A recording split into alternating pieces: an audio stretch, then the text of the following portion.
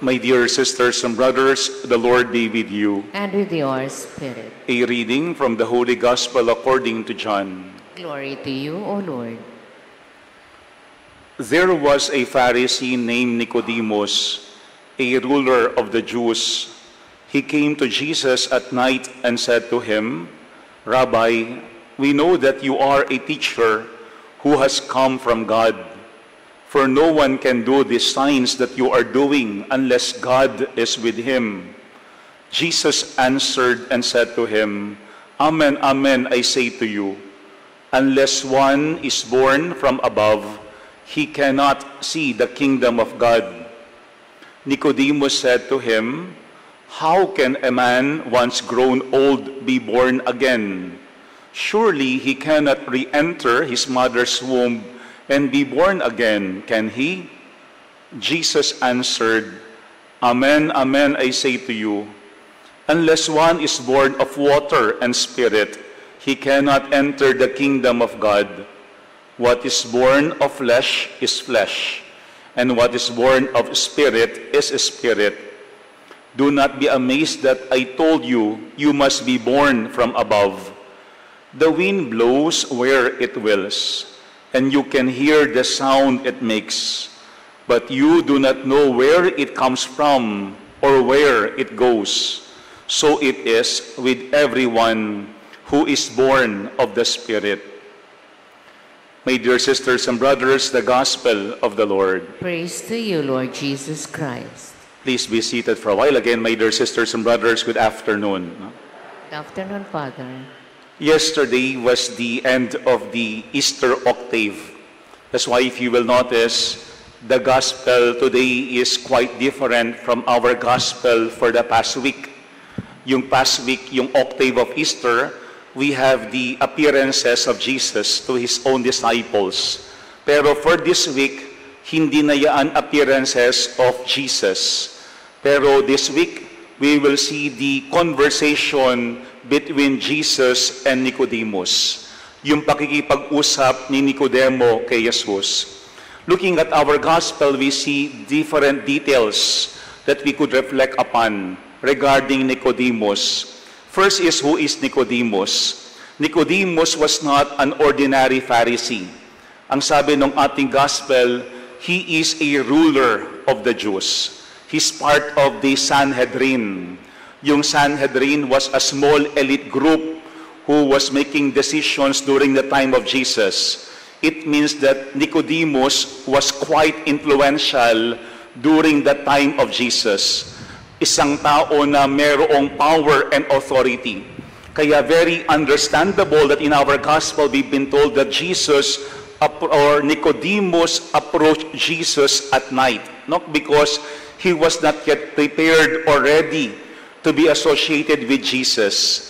Kasi kapag nakita agad ng mga tao na siya'y nakikipag-usap kay Jesus, for sure, it will be made known to others na merong isang Pharisee ang nakikipag-usap kay Jesus. Pero when we look at our gospel, we see that Nicodemus came prepared when he approached Jesus. Marami siyang mga narinig tungkol kay Jesus. And here in our gospel, look at how he addressed Jesus. He said, Rabbi, we know that you are a teacher who has come from God.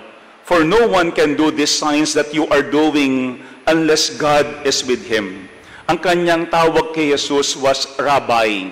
So he's acknowledging that Jesus is a teacher, a rabbi, but not an ordinary rabbi compared to other rabbi.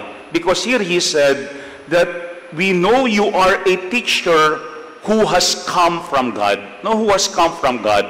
Merong ibang mga Pharisees who had been questioning if Jesus really come from God, but not Nicodemus. No, he was making a statement that Jesus as a rabbi really came from God.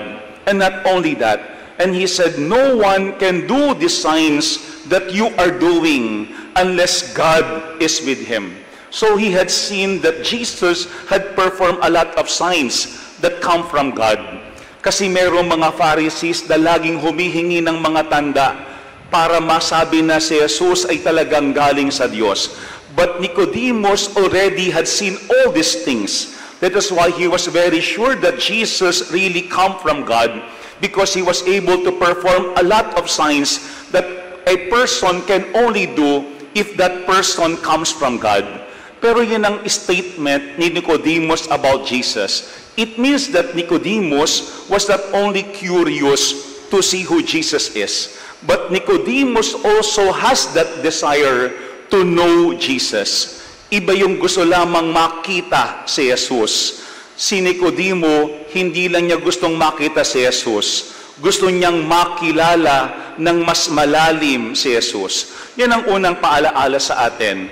Sana wag mawawala sa atin yung desire not only to see Jesus, not only to approach or to talk to Jesus, but our desire to grow deeper in our knowledge who Jesus is in our lives. Kasi baka ang tagal-tagal natin nagdarasal, ang tagal-tagal nating sumusunod kay Jesus, pero ando doon pa ba sa atin yung desire to grow deeper in our relationship with Jesus, in our friendship with Jesus? Yan ang gusto ni Nicodemo.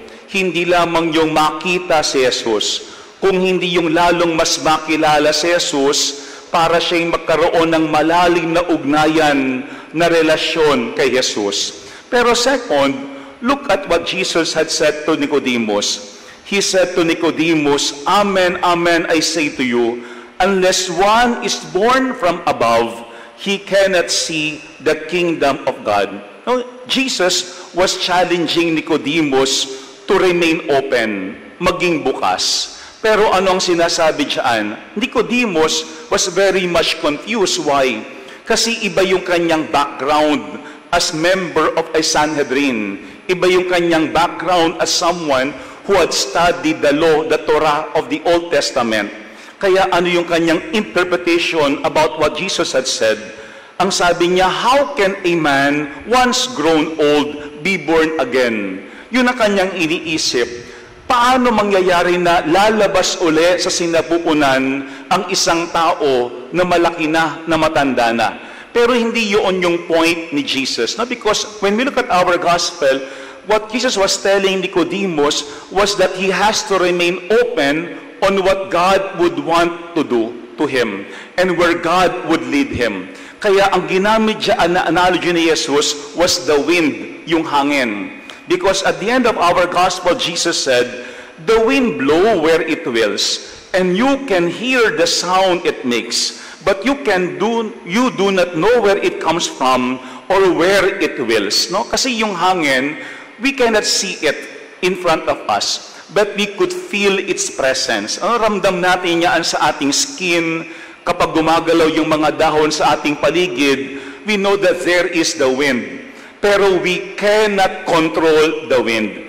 We cannot say where the wind is coming from, and we cannot dictate to the wind where it should go or where it should blow.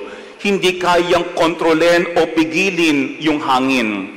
Yun yung sinasabi ng Panginoon kay Nicodemo. No, if we are really serious in knowing Jesus, we also have to be ready to be open where God would lead us, what God would ask from us. Kasi kapag tayo ay matanda na, diyan tayo nahihirapan yung change, yung transition. Why?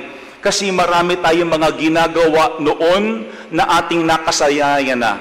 Kaya it's very difficult for us to change our perspective, to change also our behavior. Pero when we talk of discipleship, it is an ongoing process of learning, unlearning, and relearning. Kasi may mga bagay na kailangan ayusin natin. May mga bagay na kailangan tanggalin natin. May mga bagay na kailangan baguhin natin sa ating mga buhay. Alam po nyo, last week, I've been invited for a dinner before my talk sa isang small group in Mandaluyong. Pero during that dinner, nung kami ay mag-o-order na, ang sabi sa akin ng mga host ay, "Father, ano po yung gusto mong kainin?" Ang sabi ko sa kanila ay, "What would you recommend?" Ang sabi sa akin, "Alam mo, Father, pag kami ay nasa pancake house, pare-pareho po yung aming ino-order at kinakain." Sabi ko, "Bakit naman?" Ang sabi nila sa akin, "Father, kasi po kinakabahan kami na baka kapag kami ay nag-iba ng order, hindi kami masayahan, hindi kami matuwa sa aming order. Kaya pare-pareho lamang yung aming ino-order. When I heard that, natawa na lamang ako. Because sometimes, we are also like that, creatures of habit. Ano ba yung ating laging ginagawa, ganoon na lamang, ipagpapatuloy na lamang.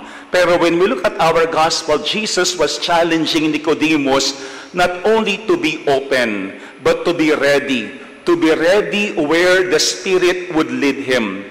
To be ready what the Spirit would ask of him. Yan ang dalawang bagay na ating hilingin sa misang ito. Una, that like Nicodemus, we may not only be curious in seeing Jesus, but we may always have that desire to grow deeper in our knowledge of who Jesus is, so that we could also have relationship with Jesus. But second, let Jesus also challenge us to be always ready, to give ourselves and to follow the leading of the Spirit. Baka kasi may mga bagay na ating nakasanayan dati, na hirap nating tanggalin at baguhin sa ating buhay. Kaya ating hindi kayang masundan ng lubusan ang Panginoon. Amen. Amen. Nicodemus came to Jesus prepared. But Jesus challenged Nicodemus to do more. Madalas, meron tayong inaasahan agad-agad sa Panginoon kapag tayo ay lumalapit sa Kanya. Pero handa rin natin ang ating mga sarili kasi baka merong pang mas higit na hihingin ang Panginoon sa atin. The Lord be with you. And with your spirit. And may Almighty God bless you and your families, the Father, the Son, and the Holy Spirit. Amen.